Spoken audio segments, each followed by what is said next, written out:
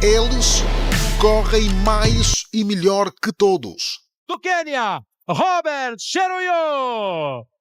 Filipe Hugut, do Quênia, vence a 6ª meia maratona internacional do Rio de Janeiro. O Quênia vence mais uma e a 9ª vitória, Robert Cheruiyot. Diversos lugares, competições diferentes, mas algo em comum. Uma esmagadora maioria de vitórias de atletas quenianos.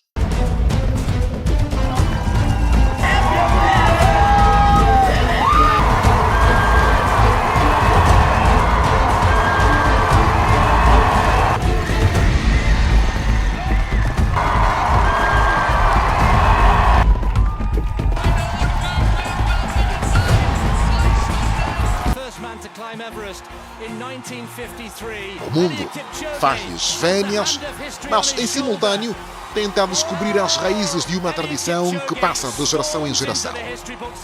A mitologia difundida no Ocidente sustenta, por exemplo, que a vantagem de corredores do leste da África radica na herança dos seus ancestrais, que tinham a rotina de correr atrás do gado e praticavam, por exemplo, a caça persistente, ou seja, corriam atrás das presas até as mesmas se cansarem e se tornarem mais fáceis de matar. A ciência, porém, não ficou por aqui e partiu para a experiência. Atletas quenianos foram levados a laboratórios e submetidos a vários estudos científicos em busca de respostas às seguintes perguntas. Por que os quenianos correm tanto nas provas de longa distância? Cultura? Biologia? Ou apenas treinamento?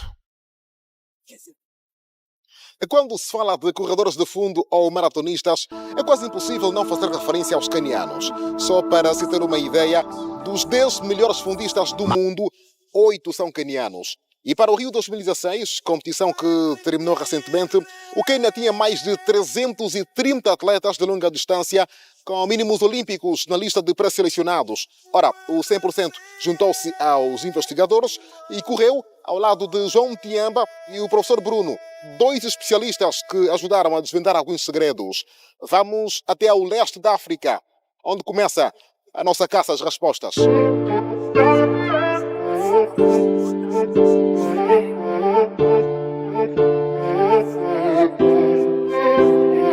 Esta é a cidade mais movimentada do Quênia, Nairobi, a capital do país.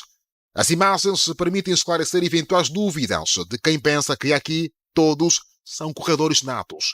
Portanto, estamos no lugar errado se quisermos encontrar o paraíso de atletas quenianos. Temos de sair da capital e percorrer quilómetros até a zona oeste do Quênia, concretamente as alturas do Vale do Rift. Paragem obrigatória.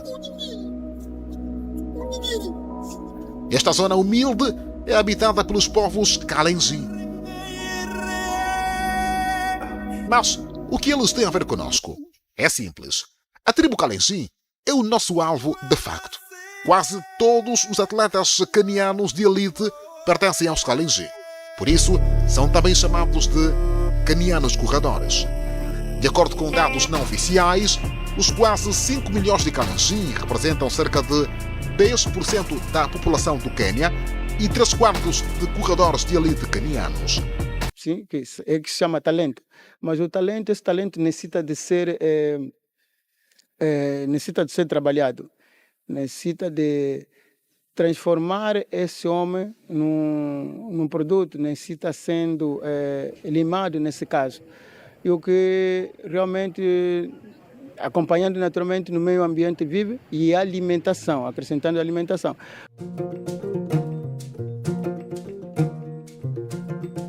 Ao contrário do que se verifica nas grandes cidades, aqui no Vale do Rift, os atletas quenianos acompanham o nascer do sol. É possível avistá-los assim que os raios se fazem sentir no horizonte. Além de começar muito cedo, com uma temperatura abaixo dos 15 graus Celsius, o treino acontece também em grupo e a um ritmo bastante acelerado. O trabalho coletivo transforma cada atleta num fator de motivação para que o outro não desfaleça. Este já é o ritmo de quem procura a glória nacional e internacional. Portanto, no Quênia, há uma cultura de corrida desde a base.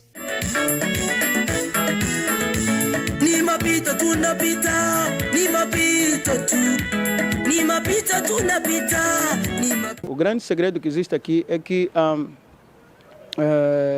os quenianos eles têm uma como atletismo para eles é como se fosse uma doutrina. Quando você se agarra a uma doutrina, normalmente você vai até as últimas consequências, porque chama-se doutrina. Então, o atletismo para eles é como se fosse o seu hino nacional que se canta de quase toda hora, toda noite, todo dia, por aí afora. Então, acho que é doutrina. Grande parte dos corredores quenianos começa a trajetória nestas condições, participando em provas realizadas localmente, em datas festivas ou apenas para a descoberta de talentos. É uma pequena localidade da região, pertencente também ao povo Kalenjin, onde centenas de crianças são submetidas a um verdadeiro teste de resistência. Meninos e meninas acima de 6 anos de idade chegam a realizar corridas num percurso de até 10 km, quase o mesmo trajeto da nossa São Silvestre que sai às ruas no dia 31 de dezembro. Apesar de não ser realizada num espaço convencional, a competição centraliza a atenção de dezenas de pessoas. Isto porque estas corridas podem significar o primeiro passo para muitos dos Kalenjin ascenderem na vida.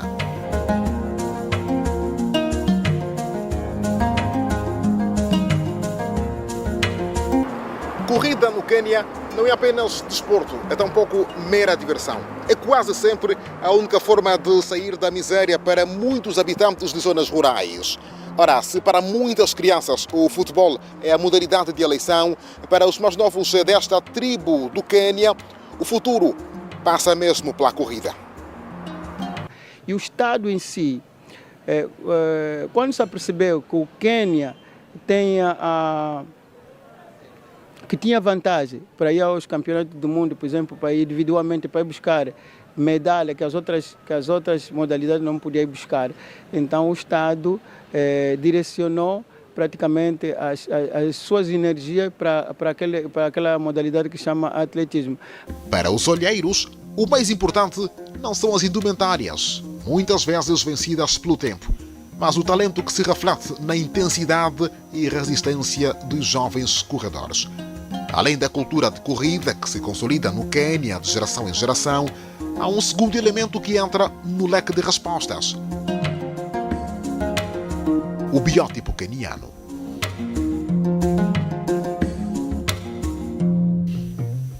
É uma das hipóteses levantadas por diversos estudiosos de genética que nos últimos tempos passaram a dedicar-se também à compreensão dos segredos de corredores quenianos em particular. Segundo esses cientistas, os quenianos Kalenjin vivem normalmente em zonas montanhosas, a cerca de 2.000 metros acima do nível do mar. O seu corpo padrão é sob medida para a longa distância. Pernas longas e finas, quadris estreitos e uma capacidade sobrenatural de usar oxigênio com eficiência. Têm estatura relativamente baixa, menos de 1,70 metros. É um biótipo que evolui em condições quentes e secas, pois favorece o rápido resfriamento do corpo. As pernas dos Kalenjin são 15 a 17% mais finas do que as de outras pessoas. Isso, em longa distância, vale literalmente ouro. Só para se ter uma ideia, pernas mais finas gastam também menos energia. Ora, um estudo efetuado na Europa revelou que acrescentar 45 gramas ao tornozelo aumenta em 1% o gasto energético. Em média, os quenianos gastam 8% a menos de energia por quilômetro. Quanto menos você utilizar a sua força, menos você utilizar a força, você é mais resistente, você se torna mais resistente, você vai mais longe. Então é isso que acontece, essa diferença entre os quenianos e etíopes e a outra parte dos outros atletas que supostamente crescem já um pouco robusto, um pouco forte, um pouco acima do peso em relação aos outros.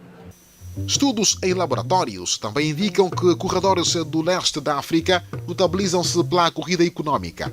No caso dos Kalenjin, de acordo com os investigadores, como vivem em altitudes, desenvolvem a capacidade de combinar a maior potência pulmonar com a rápida resposta ao treinamento em elevação.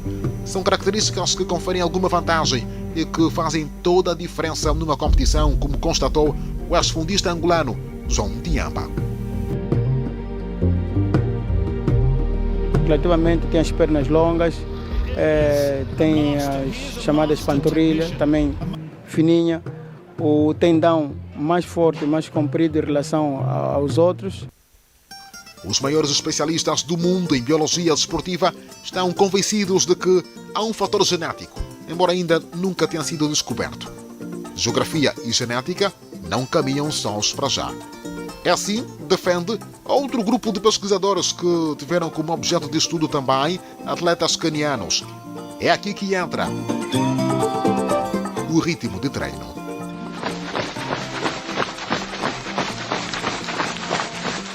É uma teoria que tem vindo a ganhar força ultimamente. Atletas canianos, em particular, treinam num ritmo de grande intensidade e a competitividade entre eles é igual nos treinos e nas provas oficiais. É aqui que os atletas cumprem uma agenda de cortar o fôlego. São 3 sessões diárias em ritmo forte. Por semana, chegam a percorrer cerca de 200 quilómetros. Eles têm que ser muito fortes psicologicamente para aguentar as cargas de treino e aguentar as pressões das competições. Têm que ter uma alimentação muito regrada, pois componentes como o peso são importantíssimas para a maior parte das modalidades.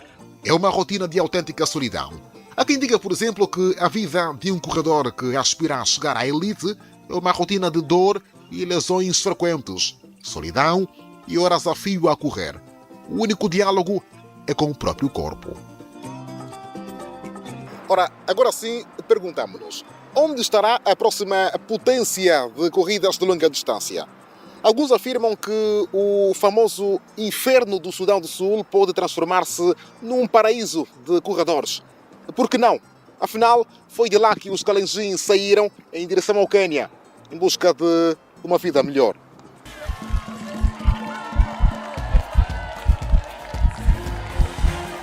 This is history unfolding on the streets of Vienna this morning. Neil Armstrong we had on the moon in 1969. We had Roger Bannister, the 4-minute mile 65 years ago. Edmund Hillary, the first man to climb Everest. Ainda não se encontrou um fator que explique por si só o domínio dos maratonistas canianos. Eliud Kipchoge storms into the history books in Vienna. 1:59:40, the unofficial. O mais provável é que seja uma combinação de biologia, cultura, geografia e treinamento. Em que medida? Ninguém sabe. A resposta vale milhões de dólares para a indústria do desporto mundial.